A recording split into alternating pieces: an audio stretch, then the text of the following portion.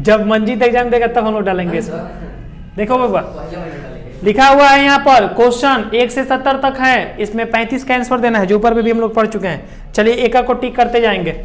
पहला क्वेश्चन है विच of the following is a kind of opportunity. Opportunity इसमें से कितने प्रकार के, जैसे काइंड ऑफ अपॉर्चुनिटी पूछ दिया तो अपॉर्चुनिटी 2 प्रकार के होते हैं। कौन कौन होते हैं? एक क्रिएटिंग अपॉर्चुनिटी होते हैं और एक एक्सिस्टिंग अपॉर्चुनिटी होते हैं। पहला चैप्टर का क्वेश्चन है, तो इसमें आपको एक ही अपॉर्चुनिटी दिख रहा है, क्रिएटिंग अपॉर्चुनिटी। आपको एक्सिस्टिंग अपॉर्चुनिटी इसमें नहीं दिख रहा है। सही विकल्प क्या होगा? B number. जी बिल्कुल सही है। Learning process involve, learning process जो है वो किस में इन्वॉल्व है? तो सब में है, ड्राइव में, ड्यूर में, सब में है। विच of the flowing factor effect market assessment. Market assessment को कौन सा इफेक्ट करता है? तो मार्केट असेसमेंट को केवल मार्केट ही इफेक्ट कर सकता है। जो इसमें से कोई भी चीज नहीं है तो नॉन ऑफ दिस पर क्या कीजिएगा? टिक कर दीजिएगा sir. Entrepreneur have the responsibility to meet which of the following obligations. Entrepreneur के पास कौन कौन से रिस्पॉन्सिबिलिटी होते हैं मीट, ठीक है? तो स्टेटरी होते हैं, दोनों नहीं होते हैं, स्टेटरी होते हैं, ठीक है? मैनेजरियल नहीं होते हैं, केवल स्टेटरी होते हैं। देख लिया जाएगा इसको। 4 नंबर यदि डाउट है तो आप कॉपी में देख लो कहीं। 5 नंबर है the point which considered while selecting an entrepreneur. Entrepreneur को क्या सिलेक्ट करना चाहिए? कौन सा कंसीडर्ड विल बी सिलेक्टेड करना चाहिए उसको पॉइंट? तो उसको पॉइंट ये सिलेक्ट करना चाहिए अवेलेबिलिटी ऑफ द कैपिटल। उसके पास सबसे पहले कैपिटल होना जरूरी है। Without capital your business is क्या बोलते हैं उसको? यूजलेस। क्योंकि शरीर में खून रहेगा तभी ना हम लोग चल पाएंगे। तो बिजनेस में जितना पूंजी रहेगा, जितना पैसा इन्वेस्ट करेंगे, उतना ही बड़ा बिजनेस होगा हम लोगों का, है ना? देखिए 6 नंबर में है dash is defined as a discovery of a business opportunity. बोल रहा है कि इसमें से discovery of a business opportunity क्या है? तो जो आपका यहाँ पर प्रमोशंस है तो प्रमोशंस को कहा जाता है डिस्कवरी ऑफ द बिजनेस। कभी भी ये थ्योरी में भी पूछा जाएगा कि डिस्कवरी ऑफ बिजनेस से क्या समझते हैं, तो बोलना कि promotion and possibility is our, ठीक है ना, डिस्कवरी ऑफ आवर बिजनेस, ठीक है? याद रखिएगा। और वो पूछेगा एंटरप्रेन्योर के बारे में तो ये लिख दीजिएगा, इनोवेशंस लिख दीजिएगा उसमें। हल्ला मत करो पीछे, थोड़ा शांति से। देखिए lack of standards of the equipment is due to. तो इसमें सही जवाब क्या हो जाएगा हम लोग का? External considerate. एक्सटर्नल जो होता है, एक इंटरनल होता है और दूसरा एक्सटर्नल होता है। तो आपको लैक बोलना है यहाँ पर कि लैक ऑफ द स्टैंडर्ड किसमें से सुरक्षित जो होता है नहीं रहता है। तो एक्सटर्नल कंसिडरेट में जो होता है वो इक्विवेलेंट होता है हमारा। डीपीआर के लिए अकाउंट से पूछा जाता है कितना परसेंटेज निर्धारित किया गया है? डीपीआर में कितना परसेंट होता है? डीआरआर में 15% और डीपीआर में 25। उसको एक बार देख लीजिएगा कौन 15 है कौन 25 है। और डीआरआर क्या है इसमें से? तो एक्शन प्लान है। डीआरआर को क्या कहा जाता है? एक्शन प्लान किया जाता है, जो कि उसी प्लानिंग चैप्टर में ही पढ़ाया जाता है। इसके बाद आपका NPV method are related with, ठीक है ना? तो एनपीवी किससे रिलेटेड है? प्रेजेंट वैल्यू ऑफ मनी से रिलेटेड होगा, क्योंकि एनपीवी का मतलब क्या होता है? Net present value, net present value. तो इसका जो रिलेटेड है वो किसके साथ है? प्रेजेंट वैल्यू ऑफ मनी, जो वर्तमान में पैसा है उसके साथ ही वैल्यू इसका रिलेटेड है। 10 नंबर क्वेश्चन है वर्किंग कैपिटल में be classified into. Working capital को कितने भागों में बांटा गया है? तो वर्किंग कैपिटल को परमानेंटली वर्किंग कैपिटल भी बांटा गया है, वेरियस भी बांटा गया है। परमानेंट का मतलब होता है फिक्स, वेरियस का मतलब होता है बदलते रहेगा, रेगुलर एंड सीजनल का मतलब होगा कि समय समय के साथ उसको यूज किया जाएगा। ऑल ऑफ दीज हमारा ऑप्शन क्या है? सही है। ईपीएस में ऑल ऑफ दीज को टिक कर दीजिएगा, इसमें ऑल ऑफ दीज वाला ऑप्शन गलती नहीं होता है ईपीएस में। हाँ, अरे ऑल ऑफ दिस बोलो, ऑल ऑफ द एबव बोलो, तुम भी लग रहा है कि एकदम ऑल बोल दो। कहाँ पढ़ता है इंग्लिश तुम? ओपनिंग स्टॉक इसमें से क्या है? तो ओपनिंग स्टॉक जो है वो एप्लीकेशन ऑफ फंड है। क्या है यहाँ पर? सही जवाब जी, एप्लीकेशन ऑफ फंड हमारा सही जवाब है। ओपनिंग स्टॉक कभी भी हमारा एप्लीकेशन ऑफ फंड ही होता है। और क्लोजिंग स्टॉक क्या होता है? तो क्लोजिंग स्टॉक हमारा सर ये होता है क्या बोलते हैं? सोर्स ऑफ फंड होता है, क्योंकि क्लोजिंग स्टॉक को एसेट्स में दिखाया जाता है। आपको 11 क्लास पढ़ाए होंगे बैलेंस शीट, तो उसमें क्लोजिंग स्टॉक को कहाँ दिखाया जाता है? बैलेंस शीट में दिखाना पड़ता है, एसेट्स में। चलिए अब देखिए 12 नंबर क्वेश्चन। 12 नंबर में बोल रहा है विच of the following is not a operating expense, इनमें से कौन सा ऑपरेटिंग एक्सपेंस नहीं है। तो यहाँ पर प्लानरी एक्सपेंस जो है, प्राथमिक खर्चा जो होता है जिसको हम रिटेन ऑफ करते हैं, खास करके रिटेन ऑफ वर्ड लगा रहना चाहिए, उसको हम लोग क्या कहेंगे, उसको हम लोग यहाँ पर ऑपरेशनल एक्सपेंस में नहीं लिखेंगे। और यहाँ पर रिटेन ऑफ वर्ड नहीं रहेगा तो इसमें से सारा जो रहेगा वो हम लोग ऑपरेशनल एक्सपेंस में लिख देंगे। अब समझते हैं कि ऑपरेशनल एक्सपेंस होता क्या है। ऑपरेशनल एक्सपेंस होता क्या है ये भी समझना जरूरी है। देखिए आप जो भी खर्चा करते हैं, आप जो भी मान लीजिए आप खर्चा कर रहे हैं, जो भी आप 11th क्लास में पढ़े होंगे तो आप प्रॉफिट लॉस अकाउंट बनाए होंगे। प्रॉफिट लॉस अकाउंट के 2 साइड में जितना भी लिखते हैं, जैसे रेंट एक्सपेंस लिखते हैं, सैलरी लिखते हैं, इसके बाद आपको इलेक्ट्रिक एक्सपेंस लिखते हैं, सन्ड्री एक्सपेंस लिखते हैं, जो भी लिखते हैं हम लोग, तो उसी को हम लोग क्या कहते हैं, उसी को हम लोग ऑपरेशनल एक्सपेंस कहते हैं। समझ में आ गया ना। ट्रेडिंग अकाउंट और प्रॉफिट लॉस अकाउंट से रिलेटेड जो भी डायरेक्ट या इनडायरेक्ट एक्सपेंसेस होता है उसको कहां दिखाया जाता है, ऑपरेशनल एक्सपेंस में दिखाया जाता है।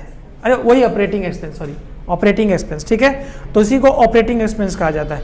और यहाँ पर एक ही ऐसा वर्ड मिला जो ऑपरेटिंग एक्सपेंस का भाग नहीं था। क्यों? क्योंकि ये भी था प्राइमरी एक्सपेंस जो था, प्राथमिक खर्चा जो है, प्राथमिक खर्च जैसे कैपिटल इन्वेस्ट करते हैं तो कैपिटल कहाँ जाता है, लायबिलिटी साइड में जाता है, तो ये नहीं होगा। दूसरा नंबर कैपिटल रहेगा तो नहीं होगा, मत लिखिएगा कैपिटल को, भूल से ही मत लिखिएगा। इसमें केवल ऑपरेटिंग एक्सपेंस में उसी को लिखना है जो ट्रेडिंग अकाउंट और प्रॉफिट लॉस अकाउंट का हिस्सा हो, खर्चा वाला। कैपिटल आ जाएगा, लैंड आ जाएगा, एसेट्स आ जाएगा, मत लिखिएगा। दूसरा नंबर इसमें देखिए, इसमें एक्सपेंस लिखा गया है जिसको लेके चले जाते हैं हम लोग, लेके चले भी जाते हैं प्रॉफिट लॉस में। जब आप दीर्घ क्वेश्चन में आगे बढ़े होंगे तो देखे होंगे कहीं प्राइमरी एक्सपेंस और मिसलेनियस एक्सपेंस जैसा टॉपिक आ जाता है, उसमें आता था ना, तो उसमें लिखा जाता था। लेकिन इसमें वर्ड एक लग गया था रिटेन ऑफ, तो रिटेन ऑफ का मतलब कि नहीं लिखा गया, बंद कर दिया गया उसको, तो इसको लिखा देंगे। समझ में आ रहा है ना। हम थोड़ा डीप में किसी टॉपिक पे इसलिए समझा देते हैं क्योंकि ये सब टॉपिक कुछ कुछ होते हैं जो थ्योरी से भी रिलेटेड है, इसलिए आपको समझाना जरूरी है। मार्जिनल ऑफ सेफ्टी से आप क्या समझते हैं, तो मार्जिनल ऑफ सेफ्टी का मतलब होता है एक्चुअल सेल्स माइनस, यानी कि बीईपी, आपको ये वर्ड मिलना चाहिए बीईपी, और actual sales less BEP sales, यानी एक्चुअल सेल्स में से हम क्या कर देंगे, बीईपी सेल्स को लेस कर देंगे। बीईपी सेल्स को लेस करना होगा किस में से, एक्चुअल में से, उसी को मार्जिनल ऑफ सेफ्टी कहेंगे। थोड़ा देख लीजिए इसको, है हल्ला मत करो। देखिए लाइनिंग 2 प्रकार का होता है यहाँ पर, एक ओ हो गया, इकोनॉमिक्स वाले बच्चों को भी ये देखना चाहिए, एक्स वाई। तो ओ जैसे हो गया, मान लीजिए यहाँ पर हम दे देते हैं 5, 10, 15 और ये 20 दे दिए, और यहाँ पर दे दिए 1, 2, 3, 4, ठीक है ना। आप इसको नीचे कर दीजिए, ये उसको ऊपर कर दीजिए, कोई मैटर नहीं करता है। अब यहाँ पर देखिए एक ऐसा प्रॉफिट होता है, फॉर एग्जाम्पल कोई प्रोडक्ट बना रहा है, ठीक है ना, कोई क्या कर रहा है, कोई प्रोडक्ट बना रहा है, एक ऐसा पॉइंट है जिस पर ना ही प्रॉफिट हुआ ना ही लॉस हुआ। फॉर एग्जांपल हम एक इस पॉइंट को ले लेते हैं, यानी कि 3 या 3 से थोड़ा सा नीचे, ठीक है, 3.15 जो था एक ऐसा टॉपिक था, एक ऐसा पॉइंट था जिसमें ना ही तो प्रॉफिट हुआ ना ही लॉस हुआ, तो इसको कहते हैं बीईपी, ब्रेक इवन पॉइंट इसको कहा जाता है, ठीक है। और जैसे ही इससे, यानी कि जैसे ही इससे क्या होगा, थोड़ा सा ज्यादा हो जाएगा, थोड़ा सा क्या होगा, ज्यादा हो जाएगा, तो इसी को कहेंगे मार्जिनल ऑफ सेफ्टी। क्या कहेंगे, मार्जिनल ऑफ सेफ्टी। जैसे समझिए यहाँ पर आपका एक्चुअल सेल्स दिया हुआ है, एक्चुअल सेल्स में यदि बीपी को हम लेस कर देते हैं तो हमारा मार्जिनल ऑफ सेफ्टी निकलेगा, नहीं निकलेगा। मार्जिनल ऑफ सेफ्टी यानी कि हम खतरे से क्या है, बाहर है। मार्जिनल ऑफ सेफ्टी का मतलब क्या होता है, खतरे से बाहर है। अब मार्जिनल ऑफ लॉस का मतलब क्या होता है कि हम खतरे में डूब चुके हैं। जैसे मान लीजिए बीपी आपका कहाँ निकल रहा है, तो बीपी सर निकल रहा है आपका 3.15 पे, कहाँ निकल रहा है, 3.15 पे, इधर का 3 और इधर का 15 पे आपका निकल रहा है। और यही आपका यदि मान लीजिए कि इधर वाला बढ़कर यदि चला जाए 4 या 5 पर चला जाए, चलिए मान लीजिए आपका 4.20 पर या 4.15 पे चला जा रहा है, तो 4.15 से आप 3.15 को घटाइएगा, जो भी आपका बचेगा, फॉर एग्जाम्पल इसको घटाइएगा तो 1.5 जो होगा वो आपका आ जाएगा, यानी 1 पॉइंट भी ज्यादा आएगा तब मार्जिनल ऑफ सेफ्टी में चले गए। समझ में आ रहा है ना। जैसे समझिए, हल्ला मत करो, जैसे समझिए आपको एग्जाम में दिया जाता है कि 30 नंबर का पासिंग होता है। आपको 100 नंबर का जब पेपर आप देते हैं तो 30 नंबर का पासिंग होता है किसी भी एग्जाम में, इंग्लिश हिंदी कोई भी एग्जाम हो, तो उसमें आपका 30 से यदि कम नंबर आ जाएगा तो आप फेल हो जाइएगा। क्या हो जाइएगा, फेल हो जाइएगा। तो आपका बीपी कहाँ है, आपका बीपी आपका 30 हुआ, बीपी आपका क्या हुआ, 30 हुआ। 30 एक ऐसा टॉपिक है, ना ही आप फेल कर रहे हैं और ना ही आप पास कर रहे हैं। और 30 से जैसे ही आप आगे बढ़ जाएं, आप 31 ला दें, 35 ला दें, तो आप क्या हो जाइएगा, आप मार्जिनल ऑफ सेफ्टी में चले जाइएगा। तो एक्चुअल मान के चलिए कि आपका 70 नंबर आया है, फॉर एग्जांपल किसी भी एग्जाम में, 1 मिनट रुक जाइए, 70 नंबर आया है और 30 आपके ऑब्जेक्टिव क्या है, तो आप कितना कवर किए हैं, आप यहाँ पर 40, यानी कि आप 40 जो है वो आप क्या है, मार्जिनल ऑफ सेफ्टी में आपका कितना गया है, आपका 40 गया है, 40 आपका गया है। क्या कोई दिक्कत है इसमें, समझ में? हाँ बोलो बाबा, क्या दिक्कत है तुमको? इन्वेस्टमेंट जाएगा एसेट्स में, और इंटरेस्ट ऑन इन्वेस्टमेंट जाएगा 2 में, प्रॉफिट लॉस के 2 साइड में जाएगा। इन्वेस्टमेंट पैसा होता है, एसेट्स होता है, ठीक है, समझ में आ रहा है ना? मार्जिनल ऑफ सेफ्टी क्या है, क्लियर हो गया सबको? चलिए आगे बढ़ते हैं। Risk capital foundation was establish by, risk capital foundation जो होता है, मतलब रिस्क कैपिटल के लिए कौन से एक्ट या कौन से ऑर्गेनाइजेशन की स्थापना की गई थी, तो उसका सही जवाब है IFSI। इसी को क्या किया गया था, रिस्क के लिए हम लोग यहाँ पर इसी बोर्ड का हम लोग मैनेजमेंट किए थे, ठीक है ना? IDBI एक बैंक का है, UTI भी नहीं है, ICI भी एगो बैंक है, लेकिन आपका रिस्क कवर करने के लिए एक संस्थान है IFCI, इसको याद रखिएगा, IFCI याद रहेगा ना?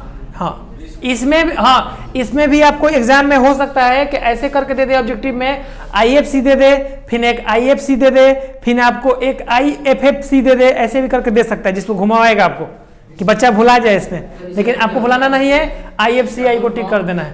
फुल फॉर्म इसका होगा ना बता रहे हैं, इंडियन नहीं होगा, international international fund council of, कुछ ऐसे ही करके इसका निकलता, अभी ध्यान नहीं आ रहा हमको, देख लिया जाएगा इसको, लेकिन याद रखिएगा यही वाला, मिस्टेक से भी मिस्टेक मत कीजिएगा, क्योंकि गैप वाला में वो पूछता है ऐसे ही प्रकार का। हाँ देखिए यहाँ पर वेरियस, देखिए यहाँ पर वेरिएबल आर है, अल्लाह मत करो, variable are used for technical capability.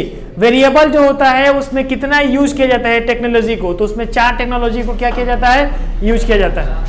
Present production system in fact is, present जो हमारा प्रोडक्शन होता है वो किस में होता है, तो इनडायरेक्ट प्रमोशन में होता है। प्रेजेंट प्रोडक्शन सिस्टम इनफैक्ट, जी सही है, इनडायरेक्ट प्रमोशन सही हम लोग का। 70 नंबर है मार्केटिंग एक्सपेंडिचर इज ए, ठीक है ना, burden, marketing expenditure is a burden, सही जवाब ऑल ऑफ दीज होगा इसमें। ऑन इंडस्ट्री पर, ऑन कंज्यूमर पे, ऑन बिजनेस पे। मार्केट एक्सपेंडिचर बर्डन, बिजनेस पे खर्चा हो सकता है और कंज्यूमर पे भी खर्चा हो सकता है। कंज्यूमर सही है क्या इसमें?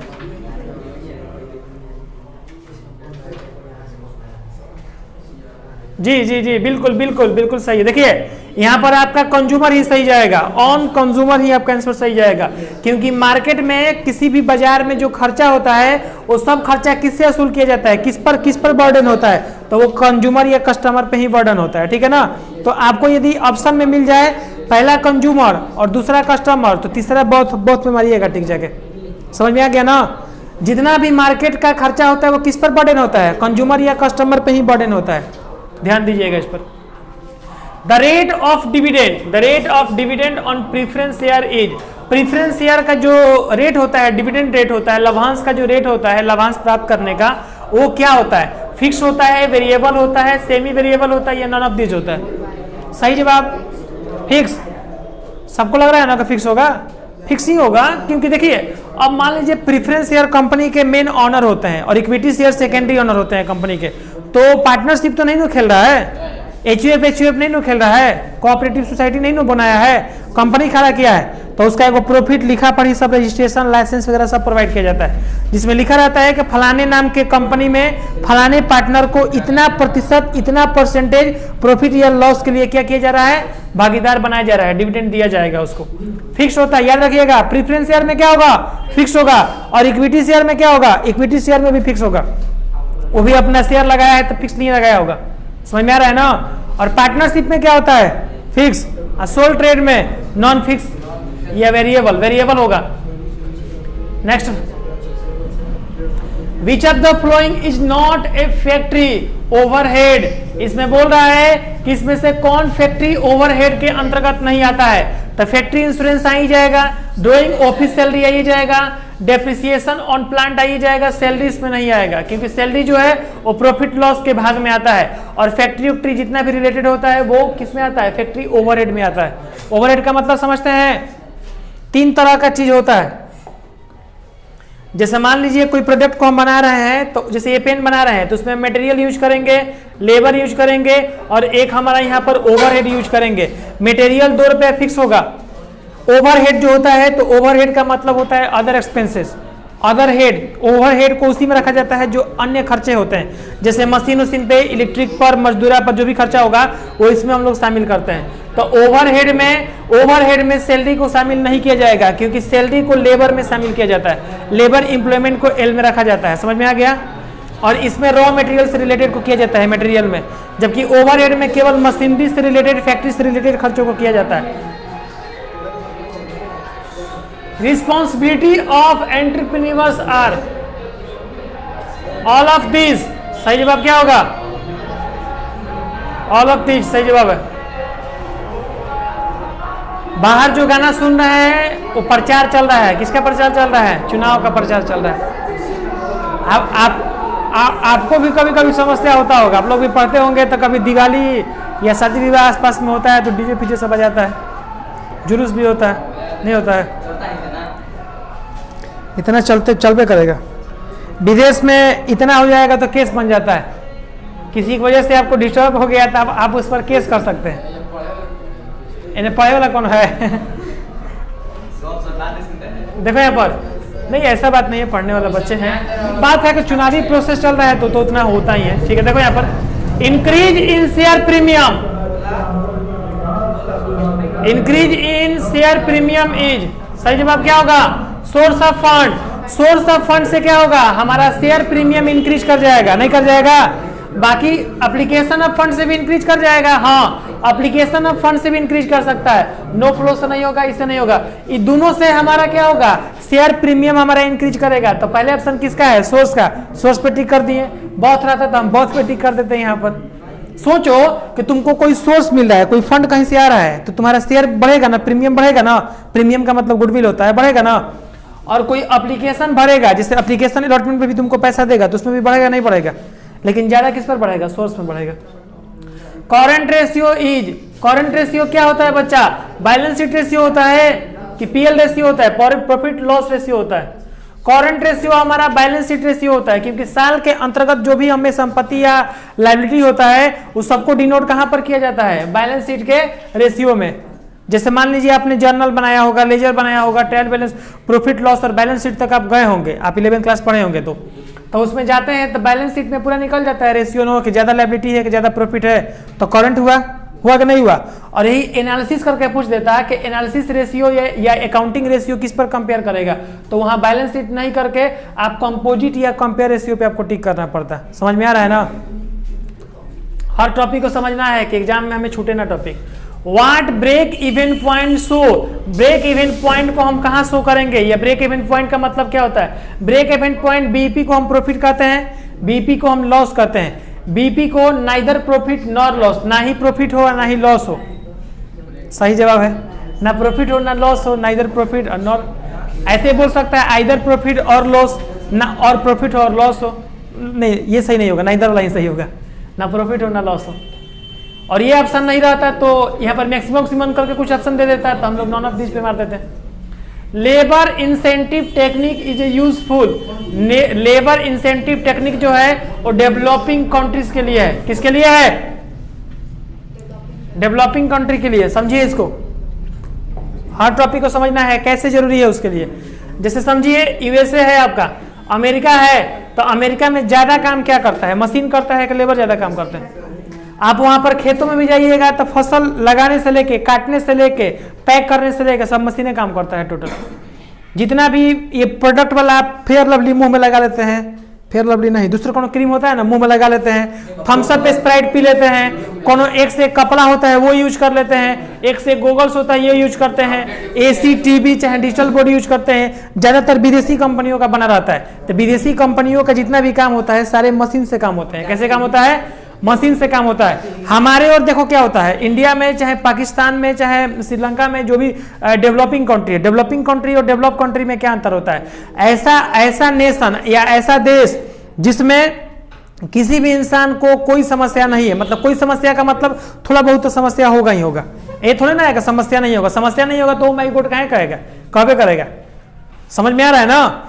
तो जिस देश में खाने पीने रहने और कमाने के सोर्स में कोई प्रॉब्लम ना हो किसी इंसान को, उसको कहेंगे डेवलप। और जिस देश में खाने पीने रहने सोने और रिलेशन से किसी को प्रॉब्लम हो जाए तो उसी को क्या कहेंगे? डेवलपिंग कहेंगे। वर्तमान में इसको समझा जा सकता है। जैसे इंडिया में ना ही रोजगार बढ़िया मिलता है, ना ही शिक्षा व्यवस्था हालांकि सुधर गया है, बहुत चीज अभी कमी है कि नहीं है? हाँ, एजुकेशनल प्रॉब्लम सबसे ज्यादा अभी भी है यहाँ पर। तो देखो यूएसए जैसे देश तो होते हैं डेवलपिंग होते हैं, और हमें लेबर इंसेंटिव टेक्निक का यूजफुल कहाँ होता है? तो हमें फॉर डेवलपिंग कंट्री में होता है। और यही क्वेश्चन थोड़ा सा बदल दिया जाए और कहा जाए यहाँ पर कि मशीन इंसेंटिव या फिर capital incentive technology is a useful, तो हमें कौन सा जवाब करना होगा? डेवलपिंग कंट्री करना होगा। समझ में आ गया ना? इंसेंटिव सर देखो यहाँ पर इंटेंसिव को दो भागों में बांटा गया है। एक हमारा होता है लेबर LIT, ठीक है, LIT लिख देते हैं। LIT का मतलब लेबर इंटेंसिव टेक्निक, और एक होता है हमारा CIT, ये C है, यानी कैपिटल इंसेंटिव टेक्निक। दो प्रकार का टेक्निक होता है। लेबर से देखो हम अपने कंपनी में काम दो प्रकार से करा सकते हैं। यदि हम अधिक से अधिक मैन पावर हायर करते हैं, मैन पावर, तो उसको हम लोग बोलेंगे कि लेबर ज्यादा रखा है, हम लेबर से काम करा रहे हैं। और यदि हम लोग कैपिटल पावर ज्यादा हायर करेंगे, मशीनरी पावर, तो उसको कहेंगे कि ये कैपिटल इंसेंटिव टेक्निक क्या है, इसमें ज्यादा है। समझ में आ रहा है ना? तो हमारा ये सही हो गया। विशाल, यूएसए जैसे कंपनी में जो एथी होता है, क्या बोलते हैं, यूएसए जैसे कंपनी जो होता है, तो वो किस प्रकार के टेक्निकल पावर को ज्यादा लेगा? इंसेंटिव लेबर टेक्निक या incentive capital technique? Capital technique. क्यों लेगा? Labour technique. हाँ, क्यों लेगा? बैठ के हंस रहा है, गेम खेला रहा है, सब कुछ जगह क्या कर रहा है? वो कर रहा है पढ़े के टाइम पे उसको एथी किया है। शांति से पढ़ो, लोग को पढ़ने दो। वीडियो देख रहे हैं, अभी कॉपी चेक करेंगे, लगले हो? हाँ, याद हो गया ना? लेबर इंसेंटिव टेक्निक जो होता है वो किसके लिए होता है? वो हमारे डेवलपिंग कंट्री के लिए होता है। और कैपिटल इंसेंटिव टेक्निक किसके लिए होता है? डेवलप कंट्री के लिए होता है। एक यहाँ पर है for backward economy. Backward economy उन देशों का होगा जिस देश में खाने पीने का भी बहुत ज्यादा समस्या है, मतलब इतना समस्या कहना नहीं है। जैसे पाकिस्तान को ले लीजिए, और पाकिस्तान वाला कौन कौन देखता है मेरा वीडियो, और मेरा फैन भी है उस पर। कल वाला वीडियो डाले थे तो बोला भी था पाकिस्तान से कौन था, कौन ना कौन था भाई पाकिस्तान का। हम लोकेशन सर्च किए थे, पाकिस्तान में दिखा रहा था। बेचारा वो खूब तारीफ किया था कि सर बहुत हम आपके वीडियो से इम्प्रेसिव है। वो बेचारा देखो, ऐसा बात नहीं, हम आपके देश का बुराई नहीं कर रहे हैं। जैसे बैकवर्ड में है ना, कि मान लीजिए वहां पर किसी वजह से कोई प्रॉब्लम है, ठीक है ना, रोजगार बढ़िया नहीं मिल पा रहा है, या इकोनॉमिकल कंडीशन थोड़ा डैमेज होगा तो वो हो सकता है। हालांकि पाकिस्तान से भी ज्यादा इकोनॉमिकल अभी डैमेज है आपका अफगानिस्तान का भी, सीरिया में भी है। सीरिया और अफगानिस्तान में सबसे ज्यादा डैमेज है। वो जो घरे घरे बंदूक लेकर लड़ाई करता है दिन भर। हाँ, वहाँ इतना इकोनॉमिक डैमेज है ना कि हेलीकॉप्टर पे जाना होगा जहाज पे ना, तो टिकट नहीं लेता है, लटक के चल जाता है। वो सब लटक के चले आया था एरोप्लेन में। 2021-22 में वो हादसा हुआ था कि अफगानिस्तान के कुछ लोग जो थे वो प्लेन के डायना में वहीं पर चपक के जाली पकड़ के बैठ जाता है और वहां से सफर करता है, जिसमें आधा लोग उधिया गया था उस टाइम पर, एक बार हुआ था। तो जा रहा है ना? अब बताओ, हम लोग टेम्पू से भी, बस उस पे भी एक लड़का सफर कर लेता है, वो हेलीकॉप्टर से सफर, एरोप्लेन से सफर कर लेता है वो लोग। चलो, the social responsibility of management is, social responsibility किसके लिए होता है? टुवर्ड्स ऑल, सबके लिए होता है। एम्प्लॉय के लिए भी होता है, गवर्नमेंट के लिए भी होता है, सोसाइटी के लिए भी होता है, सबके लिए होता है। तो कभी भी सोशल रिस्पॉन्सिबिलिटी मैनेजमेंट पूछे तो ऑल पे टिक मार दीजिएगा। टेलीफोन एक्सपेंस, टेलीफोन एक्सपेंस क्या है बच्चा? फिक्स्ड है, वेरिएबल है, सेमी वेरिएबल है, या फिर नॉन ऑफ दिस है? टेलीफोन एक्सपेंस जो है वो मेरे ख्याल से सेमी वेरिएबल होगा। क्या होगा? सेमी वेरिएबल होगा, ठीक है ना, क्योंकि खर्चा है बस कैसा है, ये है। और अभी वर्तमान में पूछेगा कि जो ईयरली डाटा पैक होता है, या अनलिमिटेड जो पैक होता है वो क्या है, तो वो जाके फिक्स पे मारिएगा जाकर टिक उधर, ठीक है ना। नहीं उस वो भी वही हो जाएगा, सेमी वेरिएबल नहीं होगा, सेमी वेरिएबल नहीं होगा, क्योंकि देखो अभी क्या रेट चल रहा है, 2 महीना बाद क्या रेट चल रहा है कोई नहीं जानता है, तो सेमी वेरिएबल, वेरिएबल और फिक्स दोनों के मध्य हो तो सेमी वेरिएबल टिक किया जाता है। चलो यहाँ पर देखो 41 पे आप लोग का है factor of internal factors of internal involvement are, involvement area जो होता है वो लैंड, प्रोडक्शन और कैपिटल, ऑल ऑफ दिस सही है हम लोग का, ऑल ऑफ दिस वाला पे आराम से कर दीजिएगा, ईपीएस में मत सोचिएगा, हालांकि इसमें भी कभी कभी हो जाता है मिस्टेक। फैक्टर्स देखिए यहाँ पर क्वेश्चन है आपका, factors internal involvement are economical, both, technical या आपका प्रोडक्शन, तो सही जवाब सर क्या होगा, factors of external involvement, technical नहीं होगा, इकोनॉमिकल हो सकता है, बॉथ हो सकता है, बॉथ आपका सही जवाब है, इकोनॉमिकल भी हो सकता है और टेक्निकल भी हो सकता है, बॉथ सही जवाब है आपका। अब देखिए in your market are included, आपका जो मार्केट है वो कहाँ इंक्लूड है, all the people of young area, जवान लोग आपके मार्केट में रहते हैं, पहला नंबर। दूसरा ऑप्शन है कि people who need your products और सर्विस, वो लोग आपके मार्केट में आते हैं जिन लोगों को प्रोडक्ट और सर्विस चाहिए। तीसरा people who are capable of the paying for such a product और सर्विस, वे लोग आते हैं जो आपका प्रोडक्ट और सर्विस के लिए पैसा दे सकते हैं, खरीद सकते हैं उसको, और ऑल ऑफ द एबव, तो इसमें का सभी कस्टमर हमारे दुकान पर या बाजार में आते हैं। Personal selling is, personal selling कैसा है, तो आपका वर्बल प्रेजेंटेशन होगा, क्या होगा, वर्बल प्रेजेंटेशन को क्या बोलेंगे, पर्सनल सेलिंग बोलेंगे। और ये बोलेगा कंपनी सेलिंग या कंपनी प्रोडक्ट बोलेगा तो वो कहां जाएगा, तो रिटेन प्रेजेंटेशन में जाएगा, किस में जाएगा, रिटेन प्रेजेंटेशन में जाएगा। अब विजुअल जो होता है, विजुअल तो वो कंपनी और नॉन कंपनी में हो सकता है। अब देखिए यहां पर prospective customers are, prospective customers are, तो सही जवाब ऑल ऑफ दीज होगा इसमें भी। प्रोस्पेक्टिव कस्टमर जो होते हैं वैसे कस्टमर होते हैं पीपल हु नीड प्रोडक्ट और सर्विस, पीपल हो कैपेबल, सही होगा, सब होगा वही चीज है। ये समझ रहे हैं, क्वेश्चन समझ में आ रहा है ना, कि प्रोस्पेक्टिव कस्टमर यानी कौन से कस्टमर इच्छुक होते हैं, तो सब यही तो है, इच्छुक ही है। The purpose of advertisement is, विज्ञापन का मुख्य उद्देश्य क्या होता है, यह विज्ञापन का पर्पस उद्देश्य क्या होता है, टू अट्रैक्ट करना होता है, इंफॉर्मेशन और गाइड प्रोवाइड करना होता है अपने कस्टमर को, या पब्लिक में अपना प्रोडक्ट को क्या करना होता है, बनाना होता है, मतलब अधिक से अधिक बिके, तो इसमें सही सब जवाब हो जाएगा, नहीं हो जाएगा। एक विज्ञापन इसलिए किया जाता है, प्रचार बोलते हैं हम लोग विज्ञापन। ब्रांड इंडिकेट्स, ब्रांड जो होता है, ब्रांड किसको इंडिकेट करता है, सिंबल को करता है, डिजाइन को करता है, नेम को करता है। तो जो ब्रांड होता है बउआ, तो ब्रांड जैसे मान लो कि रिलायंस कंपनी है, टाटा कंपनी है, चाहे जियो का ही ले लो ना, जियो कंपनी नाम से भी जाना जाता है, उसका जियो का सिंबल भी रहता है, जे जो रहता है वो बड़ा रहता है उसका, और गोल रहता है, इससे घूमल रहता है, और उसके बाद डिजाइन भी उसका बढ़िया रहता है। देखते हैं ना किसी भी कंपनी को, देखिए ना बजाज है, पानासोनिक का एसी लगा है, हाँ, तब ये पैनल है हम लोगों का, ये सब है, ऑल ऑफ दिस सही ऑप्शन है। ईपीएस खुद सोचने का विषय है ना, समझे, अकाउंट और बीएसटी कंप्लीट तो ईपीएस अपने आप complete. Project is not the consented with, project जो होता है वो किसके साथ कंसिडर्ड नहीं होता है, इनोवेशन यानी कि नव परिवर्तन करता है, विजन्स होते हैं, रिस्क भी होता है, बट यहां पर क्रिएटिविटी नहीं होता है, सही जवाब है। प्रोजेक्ट जो होगा रिस्क तो होकबे करेगा, किसी भी प्रोजेक्ट को लॉन्च करोगे तो रिस्क पहले होगा, इनोवेशन नया परिवर्तन भी होगा, विजन्स या क्रिएटिविटी में से कोई एक चीज नहीं हो सकता है, विजन भी हो जाएगा, क्रिएटिविटी ही नहीं होगा, सही जवाब क्रिएटिविटी है। Maximum wide scope is of, maximum wide scope किसका होता है, ब्रांड का होता है, लेबलिंग का होता है, पैकिंग का होता है या ट्रेडमार्क का होता है, सही जवाब है इसका पैकिंग का, ट्रेडमार्क नहीं देखता है। देखो कोई भी इंसान जब प्रोडक्ट लेता है तो मान लो हम पढ़े लिखे हैं तो हम ब्रांड देखेंगे, अच्छा बजाज है, अच्छा पानासोनिक ऐसी है, अच्छा ओरिएंट का बल्ब है, हम पहले उसका नाम देखेंगे, उसका ओ वाला ब्रांड चेक करेंगे, देखते हैं ना, आप किताब लिखे रहते हैं, किताब लेते हैं कोनो कोनो, तो लिखा रहता है इस किताब को असली ओरिजिनल किताब का पहचान है ऐसे ऐसे घुमाने से मोर का पंख उड़ेगा। कुछ कबूतर रहता है में उड़ता है, पंकिंग की तरफ पे भी पहले प्रचार दे रहा था, ऐसा हो रहा था ना, चमकेगा चाहे जो भी होगा।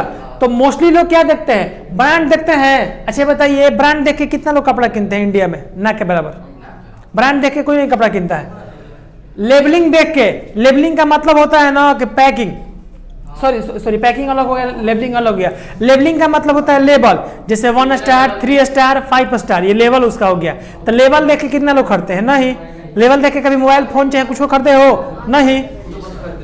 ट्रेडमार्क जो होता है, ट्रेडमार्क समझते हो ना, एक साइनिंग मारा रहता है ट्रेडमार्क में। जैसे ट्रेडमार्क में बजाज का ट्रेडमार्क क्या है, वो तीर और बिंदु का निशान है। ओरिएंट का ट्रेडमार्क क्या है, वो बड़ा उसका रहता है, होता है नहीं होता है। सबसे ज्यादा लोग किस पे प्रभावित होते हैं, पैकिंग पर। किस पे प्रभावित होता है, पैकिंग पर। जैसे मान लीजिए आप कपड़ा का दुकान पे जाइए कपड़ा लेने के लिए, और आपको बोलेगा हाँ भैया बोलिए क्या चाहिए, तब बोलेंगे कि थोड़ा शर्ट वट दिखाइए ना। अच्छा ठीक है बैठिए, धड़ा 3 को 4 को अपना शर्ट अपना फेंक देगा। 2 तरीके का शर्ट फेंक रहा है, एक ऐसे ही जो रखा हुआ है शर्ट जो एकदम घुरचेल फुरचेल है, उठा उठा के फेंक रहा है, अलमारी में से निकाले से फेंक रहा है। एक डिब्बा वाला शर्ट दिखा रहा है, देखिए तो इसमें का भी शर्ट देखिए। ज्यादा प्रभावित आपको कौन करेगा, नहीं ज्यादा प्रभावित कौन करेगा, डिब्बा वाला कूट वाला, कि वो जो ऐसे फेंका है, ऐसे फेंका तो हो सकता है कि फुट पे से लिया के बेच रहा होगा। अच्छा छोड़िए ना, आप मोबाइल फोन लेने के लिए जा रहे हैं, ठीक है आपको उसका उत्तर देना है। हाँ तो ये तो समझा रहे हैं कि मेन जो है पैकिंग का महत्व है। मैक्सिमम वाइडर स्कोप जो होता है वो पैकिंग का ही होता है। फुट वाला भी कपड़ा आप डिब्बा में पैक कर दीजिएगा तो उसका महत्व है ज्यादा हो जाएगा, वाइडर का मतलब उसका ज्यादा महत्व हो जाएगा। हाँ मीशो ऐप है, फ्लिपकार्ट है, वो बहुत बढ़िया से पैकिंग करके लोग भेजता है, तभी लोगों का महत्व है। जिस दिन चमकी में देना स्टार्ट कर देगा डिलीवरी हो, उस दिन लोग नहीं लेगा। मोबाइल फोन जाते हैं लेने के लिए, कहिएगा कि भैया एक सैमसंग का बढ़िया फोन दिखाइए, तो कहेगा कि ठीक है लीजिए, एगो फोन दे दिया, एगो चार्जर दे दिया, तो बोला कि कैसे ले जाए, चमकी की दे दीजिए, एगो आपको पॉलिथीन दे दिया, तो क्या आपको अच्छा लगेगा?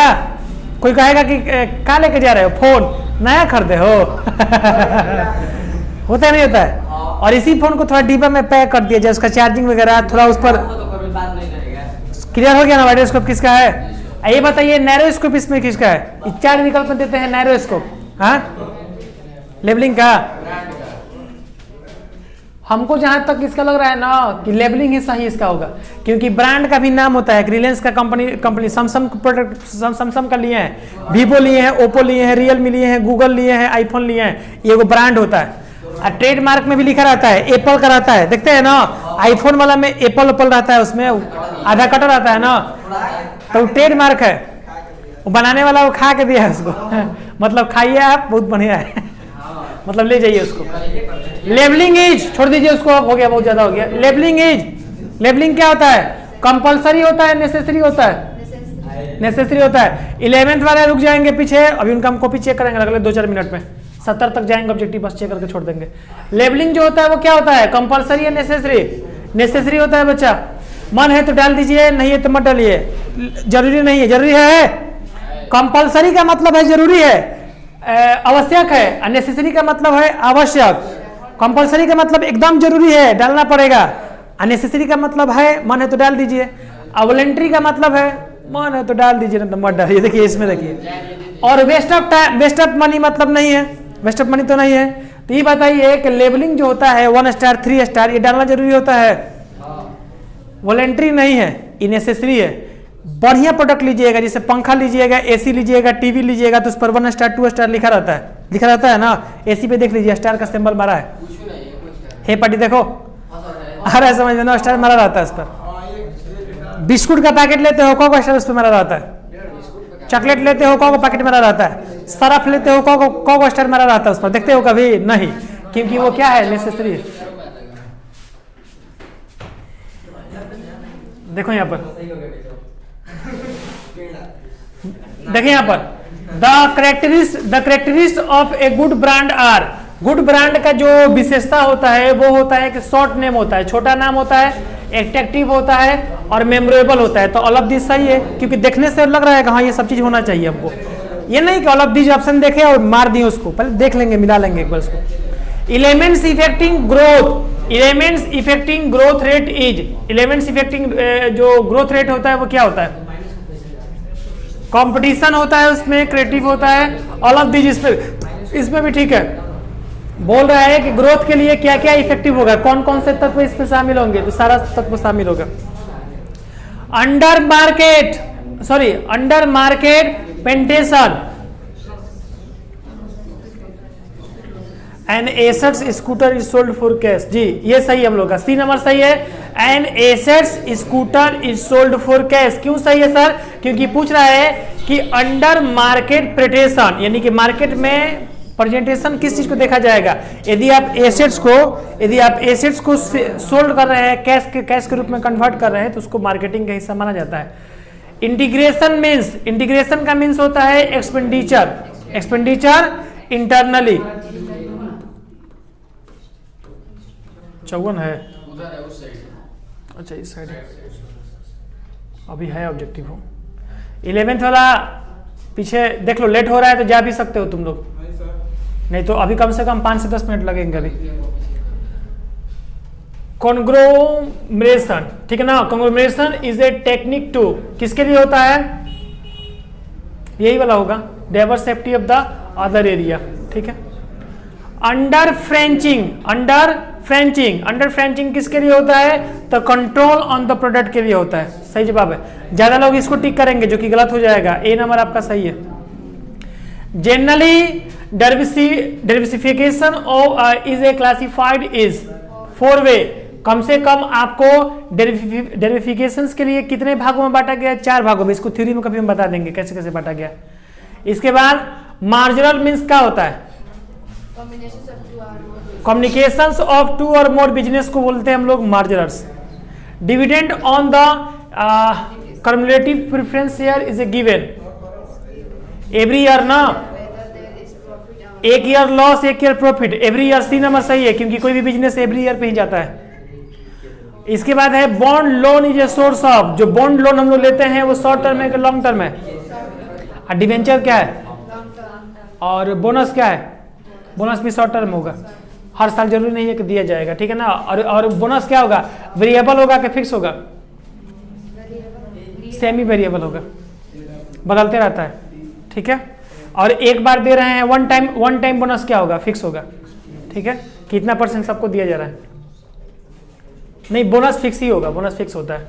Management is an art of both doing work himself और टेकिंग वर्क फ्रॉम अदर। खुद से काम करना और लोगों से काम कराने की पद्धति को क्या कहा जाता है? प्रबंध कहा जाता है। बताए हैं सब, पढ़ाए हैं सब। 62 नंबर देखिए 62। The social responsibility of management is, social responsibility सबके लिए होता है। रिपीट क्वेश्चन हो गया। What is management? Art science both. पहले खाली अकाउंटेंसी और बीएसटी में ही प्रश्न आता था, अब ईपीएस में भी प्रश्न आ जाता है, क्योंकि 70 नंबर ऑब्जेक्टिव में क्या कर सकता है बेचारा। चलिए, the primary cause of the American properties is efficient management. सही है। The main cause of a slow program of Indian is the to lack of effective management में आ जाएगा बच्चा। अकॉर्डिंग टू खाली स्थान, management is the development of a people and not the direct. किसमें? Lawrence supply, Lawrence Appley के थ्रू ये बोला गया, पढ़े भी होंगे बीएसटी में। अब देखें यहां पर मैनेजमेंट इन इंडिया में मैनेजमेंट क्या है? नेसेसरी है कि अननेसेसरी है? दोनों है। बढ़िया कंपनी खोल रहे हैं तो जरूरी है मैनेजमेंट। अब मान लीजिए कोई ढाबा खोल रहे हैं, रेस्टोरेंट खोल रहे हैं, चाहे छोटा मोटा बिजनेस खोल रहे हैं, जरूरी है। अपने मैनेजर भी है, जाकर रोड पे घूमो, मैनेजर खुद है, अकाउंटेंट भी खुद है, हम लोग खुद हैं। ठीक है, आमतौर पे यही नहीं होता है सोल्टेड में। आंसर दिया गया इसमें, देखिए यहाँ पर 68 देख लीजिए। विच of the following is not a operating expense? देखो फिर से आ गया, इसमें से ऑपरेटिंग एक्सपेंस कौन है? सी नंबर, रिटेन ऑफ वाला छोड़ देंगे, इसको हम बताए थे। रिपीटेड क्वेश्चन आ रहा है। आइडियल करंट रेशियो इज 2:1, मालूम है ना।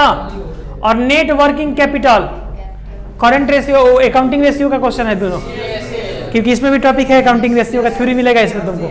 CA माइनस CL याद रखो, नहीं तो फिर भुला मत जाना, कितना ही प्लस मार देता है हमेशा।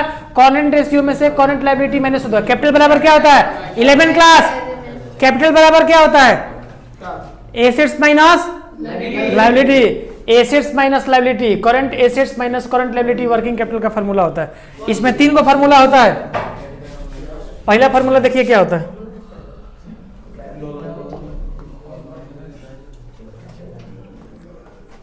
याद रखिएगा इसको, कैपिटल बराबर assets minus liability, working capital बराबर क्या होगा,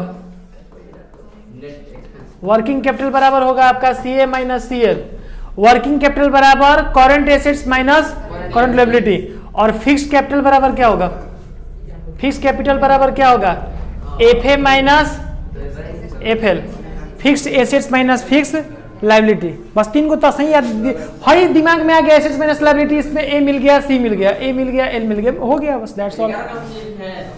11 क्लास में तो पढ़ाए हुए, तो 12 क्लास में काम आएगा, नहीं बोलते हैं सब। चलिए